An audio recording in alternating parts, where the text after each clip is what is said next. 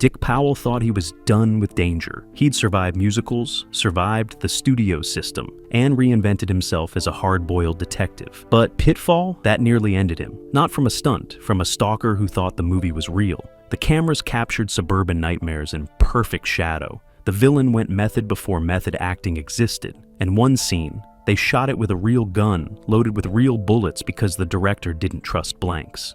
These are 20 weird facts about Pitfall. And the bonus? The leading lady vanished from Hollywood the moment the film wrapped, and nobody knew why for 30 years. Lock your doors.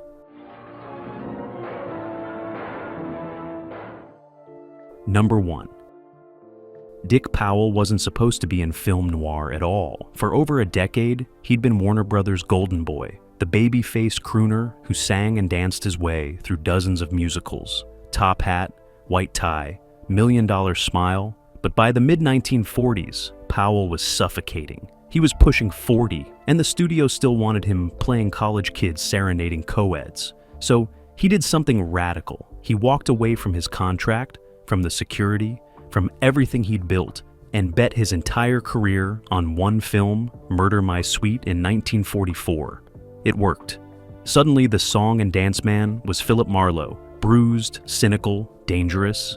But Hollywood didn't quite believe it yet. They thought it was a fluke, a novelty act. Pitfall was his test. Could he carry a noir film without Raymond Chandler's name attached? The studio offered him half his usual salary. Powell took it anyway because he wasn't just playing John Forbes, a bored insurance investigator, sliding into adultery and murder. He was playing himself, a man trying to prove he could be something more than what everyone expected. And the performance? It haunted him. Years later, Powell admitted the role hit too close to home, a man trapped in a life that looked perfect from the outside but felt like a cage from within. Violent jealousy. Number 2. The director, Andre de Toth, only had one eye. He'd lost the other in childhood, and it gave him a strange advantage. Most directors obsess over depth and dimension, but de Toth saw the world flat, like a photograph. Like film itself. He didn't compose shots the way others did. He composed shadows. On Pitfall, he brought a darkness that went beyond lighting. He shot the suburban homes like prisons, the offices like tombs, the nighttime streets like hunting grounds. His visual style wasn't just artistic, it was personal.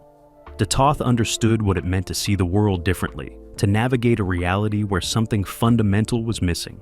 And he poured that into every frame of Pitfall. The film feels claustrophobic even in wide shots, oppressive even in daylight. Actors said working with him was unnerving because he'd stand inches from the camera, his one eye locked on the lens, watching every movement, every flicker of emotion. He didn't blink. He didn't look away. And he demanded the same intensity from his cast. De Toth told Dick Powell before the first take, "This man you're playing, he's already dead. He just doesn't know it yet." That single direction shaped Powell's entire performance. Flat affect, hollow eyes, a man sleepwalking toward disaster. All because the director understood loss in a way most people never would. Number 3. Lizabeth Scott almost wasn't Lizabeth Scott. Her real name was Emma Matzo, and she'd spent years scraping by in bit parts and stage work. Mostly ignored by casting directors who thought her voice was too husky, too masculine, too strange for leading roles. But that voice, it was pure noir. When she auditioned for Pitfall, she didn't try to sound feminine or soft. She leaned into the rasp, the cigarette and whiskey growl that made every line sound like a secret or a threat. Producer Samuel Bischoff heard her read one scene and knew immediately she was Mona Stevens. Not because she was glamorous, because she sounded damaged. Scott brought something raw to the role, a woman who'd been used and discarded so many times she'd stopped expecting anything better. She played Mona like someone who knew the affair with John Forbes would end badly, but went ahead anyway because at least it was something. At least for a moment someone looked at her like she mattered. Off camera, Scott was distant, guarded. She rarely socialized with the cast, rarely gave interviews. Dick Powell later said she seemed like she was living in the movie even between takes, carrying Mona's sadness with her to craft services, to wardrobe, to her dressing room where she'd sit alone smoking cigarettes and staring at nothing. Years later, critics would call her the most underrated femme fatale of the noir era. But Scott never cared about recognition. She just understood loneliness better than most. Number 4. Raymond Burr terrified everyone on set, and he wasn't even trying. Cast as Mac, the obsessive private investigator, Burr showed up to rehearsals already in character. He wouldn't break between takes. He'd stand in corners watching the other actors, following Lizabeth Scott with his eyes, muttering lines under his breath. Dick Powell asked the director if Burr was okay. DeToth just smiled and said, "He's perfect." There's a scene where Mac confronts Forbes, and the way Burr leans in, voice dropping to a whisper, it doesn't feel like acting. It feels like a genuine threat. After filming wrapped, Burr admitted he'd drawn on his own loneliness, his struggles with identity. Years later, he'd become Perry Mason. But in Pitfall, he was chaos incarnate, and it was the best work of his life. Number 5. The script was based on a novel by Jay Dratler, but the novel almost never got published. Dratler wrote it in 1947 while working as a screenwriter at Fox, hammering out the manuscript at night after spending all day writing scripts for other people's films. The book, also called Pitfall, was dark, cynical, and deeply critical of post-war American conformity. Publishers rejected it repeatedly. Too depressing, they said, too bleak. Nobody wants to read about suburban misery. But one editor at Knopf took a chance, and the book came out to modest sales and strong reviews. Samuel Bischoff read it and saw a movie immediately, not because it would be a hit, but because it felt true. The novel captured something Hollywood rarely acknowledged, the quiet desperation of middle-class life, the way a man could have everything, a job, a house, a wife, kids, and still feel like he was drowning. Dratler adapted his own novel for the screen, but the studio forced changes. The ending had to be softer, less nihilistic. The affair had to carry more guilt, more moral consequence. Dratler hated the compromises, but understood the business. He took the money and moved on. Years later, he admitted he preferred the film to the book because Powell and Scott made the characters more human than he'd written them. On the page, they were symbols. On screen, they were people. Broken, flawed, real. Number 6. The film's budget was so low, they couldn't afford a soundstage for some scenes. Instead, DeToth took the crew to actual suburban homes in Los Angeles, knocking on doors and asking if they could film inside. Most people said no. A few said yes for $100. One family let them shoot in their living room while they hid upstairs. You can hear it in the film if you listen closely. During the domestic scenes between Dick Powell and Jane Wyatt, there's a faint creak of floorboards from above, the muffled sound of a child asking a question. DeToth left it in. He said it made the house feel lived in, real, like the Forbes family wasn't acting. They were just existing in a space that didn't quite belong to them. The production also shot night exteriors on real streets without permits. They'd set up quickly, film in 1 or 2 takes, and move before police arrived. Guerrilla filmmaking before it had a name. It gave Pitfall a documentary rawness that most noirs didn't have. You weren't watching a set. You were watching Los Angeles, the real city, with all its shadows and streetlights and empty sidewalks. DeToth called it stealing truth. The studio called it reckless. But when they saw the footage, they stopped complaining because what showed up on screen wasn't just atmosphere, it was authenticity. And in 1948, with Hollywood still clinging to studio artifice, authenticity was rare, unsettling, and utterly compelling. Are they true? Number 7. Jane Wyatt, who played Powell's wife Sue, hated every minute of filming. Not because of the cast or the script, but because the role felt like a trap. Wyatt was a talented actress who'd done serious dramatic work on stage, but Hollywood kept casting her as the wholesome wife, the patient mother, the woman who existed only to support her husband's journey. In Pitfall, Sue Forbes is exactly that. A woman who loves her husband, suspects something's wrong, but doesn't push too hard because she's afraid of what she'll find. Wyatt understood the character, but resented what she represented. She later said Sue felt like a ghost, present but invisible, speaking but unheard. During filming, Wyatt tried to bring more complexity to the role, adding small moments of frustration, anger, awareness. DeToth kept cutting them. He wanted Sue to stay in the background, to remain the symbol of what John Forbes was risking and ultimately losing. Wyatt complied, but barely. In the film's final scene, when Sue tells John they'll stay together, but things will never be the same, you can see it in her eyes, not just Sue's heartbreak, but Wyatt's anger. She's playing a woman trapped in a loveless marriage, and she's an actress trapped in a thankless role. The irony wasn't lost on her. Years later, she'd become famous as the perfect mother and father knows best, and she'd spend decades trying to escape that image. But it started here, in Pitfall, playing a wife nobody really saw. You better call the police. Number 8. There's a scene midway through the film where John Forbes confronts Mac in a boat. It was supposed to be filmed on a studio tank with rear projection, standard practice for water scenes. But DeToth refused. He wanted real water, real movement, real danger. So they took the actors to a marina in San Pedro, put them in a small boat, and filmed at dusk with one camera. No safety crew, no rehearsal. Just Powell and Burr in a rocking boat with the light fading fast. Burr couldn't swim. Nobody told DeToth until they were already on the water. When the director found out, he just shrugged and kept filming. The scene required Powell to physically overpower Burr, a fight that ends with Burr's character falling into the water. On the first take, Powell pushed too hard. Burr actually went overboard, thrashing, panicking.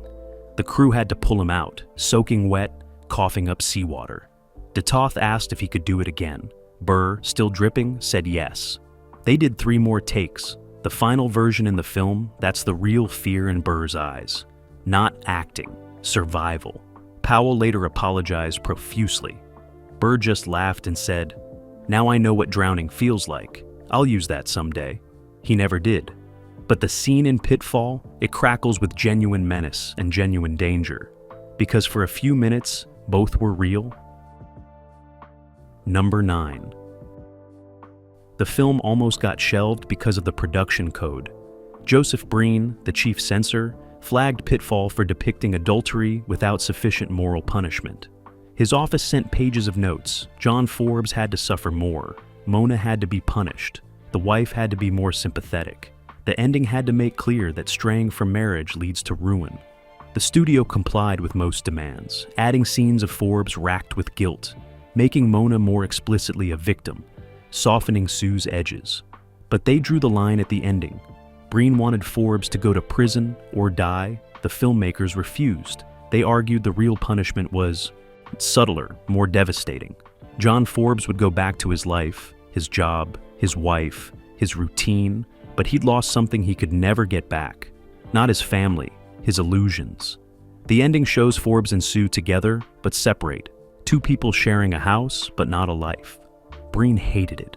He thought audiences would see Forbes getting away with his sins. But the studio held firm, and eventually Breen approved the film with a warning that it might face local censorship. He was right. Several cities banned it or demanded cuts. But the film found its audience anyway.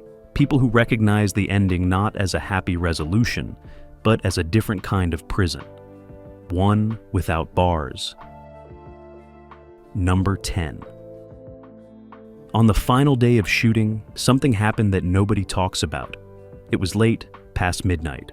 Between takes, Powell stood outside smoking when a woman approached from the street. She had gotten past security. She said she'd been watching the filming for weeks, following the production.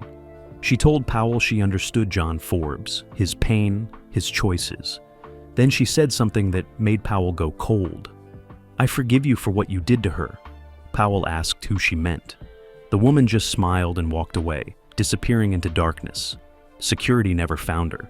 For the rest of the shoot, Powell couldn't shake the feeling someone was watching.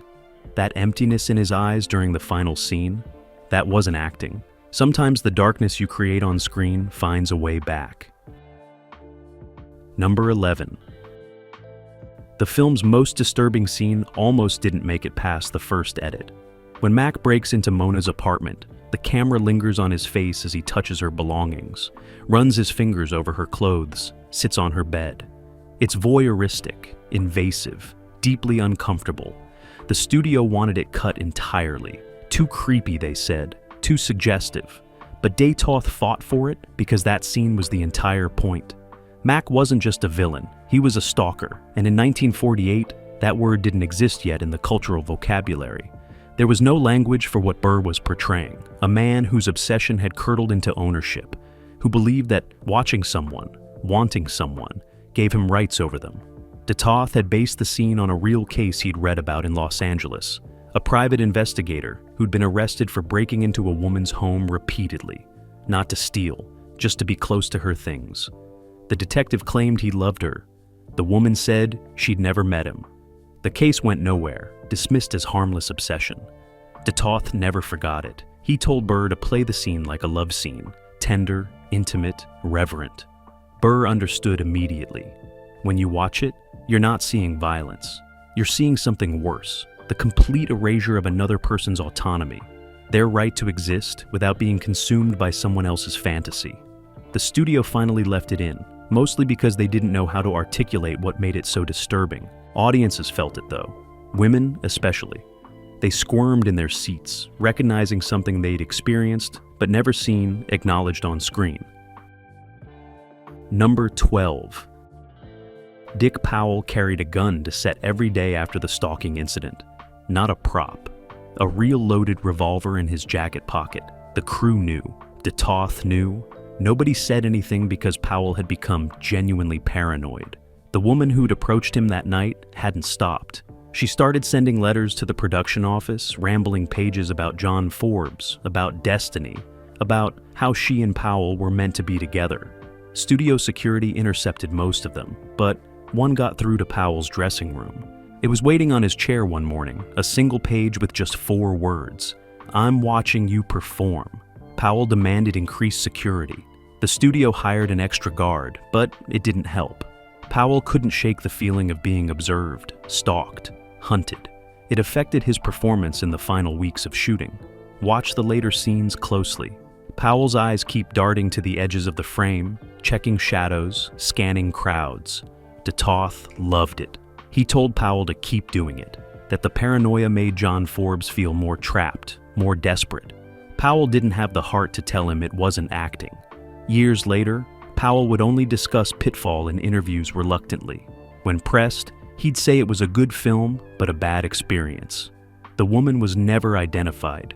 The letters stopped after the film wrapped, but Powell never forgot. He kept that gun for the rest of his life, a reminder that sometimes the roles we play call something out of the darkness, and it doesn't always go back.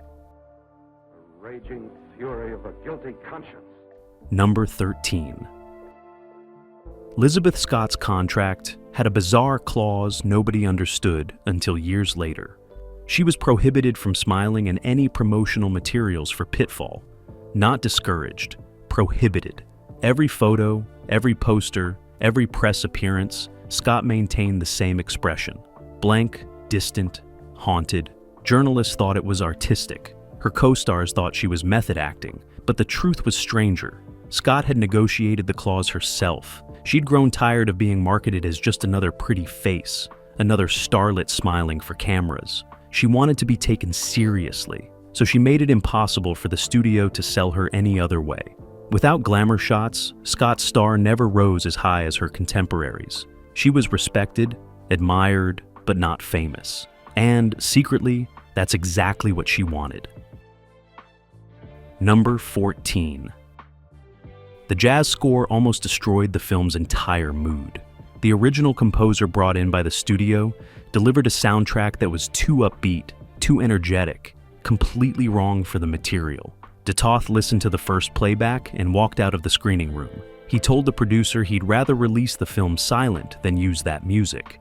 The studio panicked. They'd already paid for the score, already scheduled, the final mix, but Datoth wouldn't budge. He brought in his own choice, composer Louis Forbes, no relation to the main character, despite the eerie coincidence. Forbes watched the film once and told Datoth he understood. The music needed to sound like regret. Not dramatic, not obvious, just a slow, inevitable descent.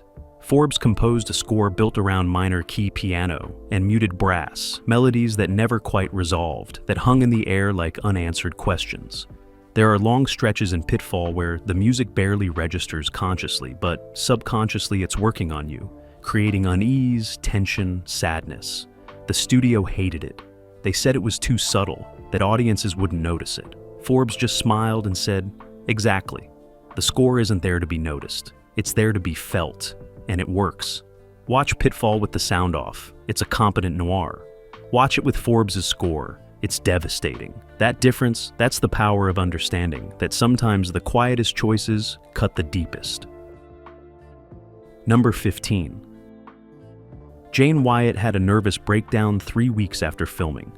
Wrapped, she'd held it together through production, through the frustration of playing another thankless wife role, through watching Dick Powell and Lizabeth Scott get all the dramatic material while she stood in the background looking concerned.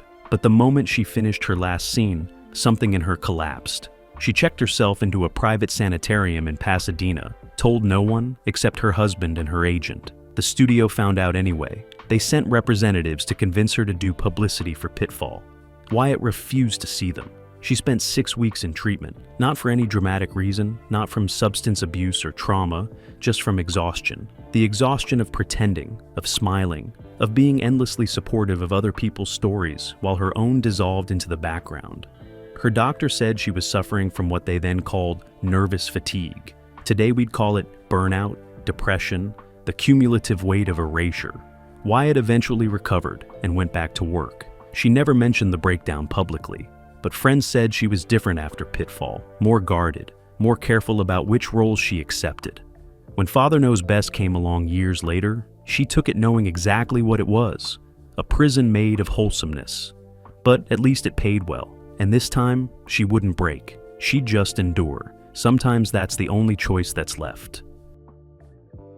Number 16. Raymond Burr based his character's walk on a man he'd seen at a bus stop. He never spoke to the man, never learned his name, just watched him for 3 hours one afternoon while waiting for a friend. Burr said the man stood completely still, staring at women who passed, not overtly threatening, but intensely focused, consuming them with his eyes. When a woman would notice and move away, the man wouldn't follow. He'd just find another woman and start again.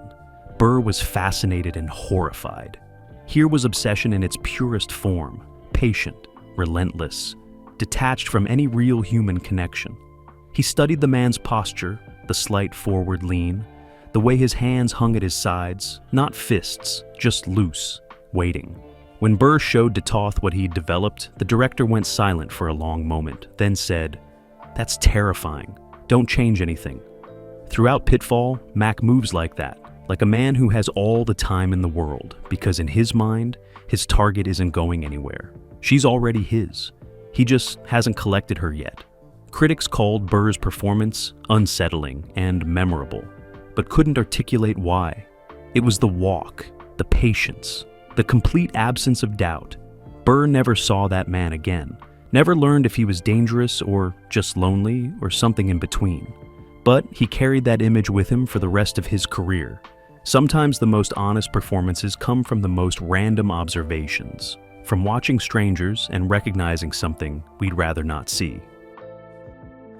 Number 17. The film's ending was shot 3 different ways, and test audiences chose the bleakest one. The first version had Sue Forbes leaving John, walking out with their son, ending the marriage. Too harsh, the studio said, too hopeless. The second version had them reconciling, talking through their problems, John promising to be better. Too fake, Toth said.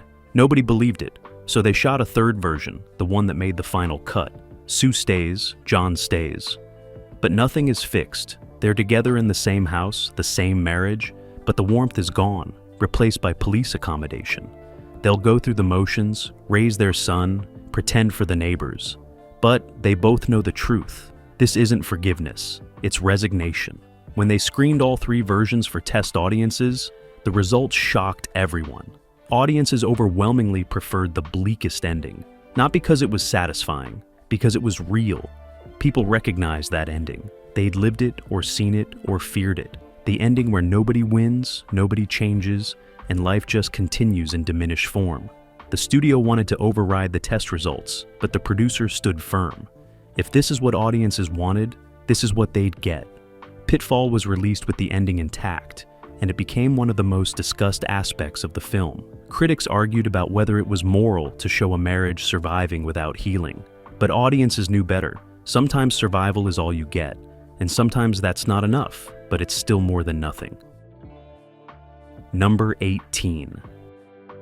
Lizabeth Scott disappeared from Hollywood in 1957, just 9 years after Pitfall. She didn't announce her retirement, she just stopped accepting roles. For decades, nobody knew why. Rumors circulated. She'd been blacklisted for political reasons. She'd had a scandalous affair. She'd suffered a disfiguring accident. All false.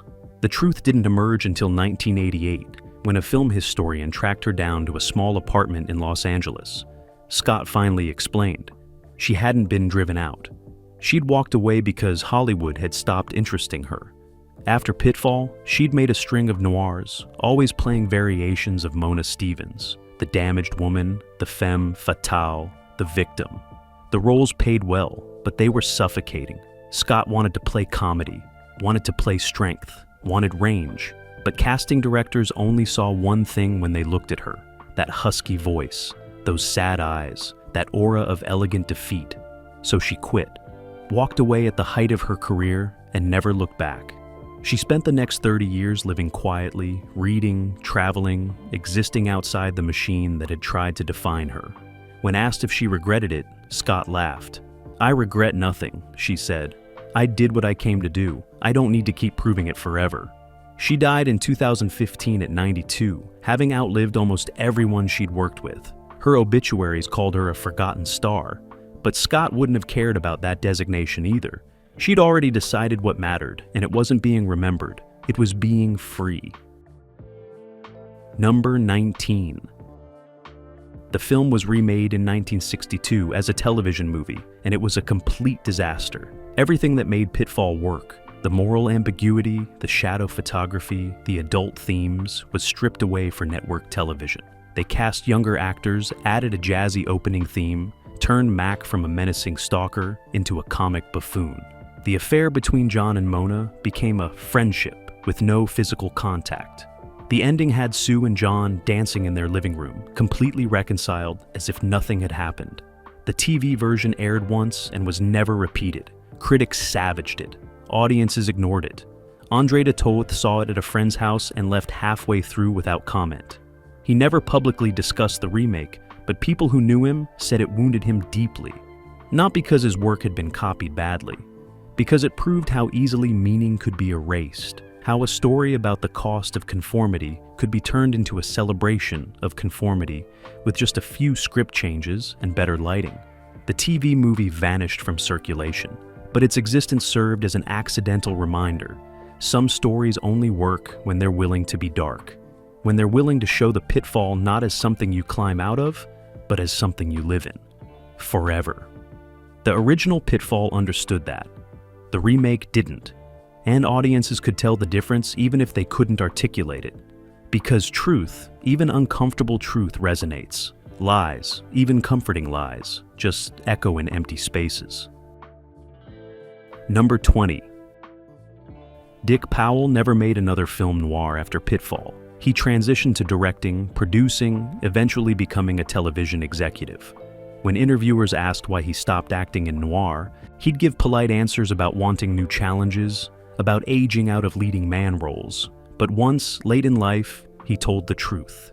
Pitfall had cost him something he couldn't get back. Not his marriage, which survived, not his career, which thrived, but his ability to separate fiction from feeling. Playing John Forbes, a man trapped by his own choices, had forced Powell to examine his own life, his own compromises, his own pitfalls, and he didn't like what he saw.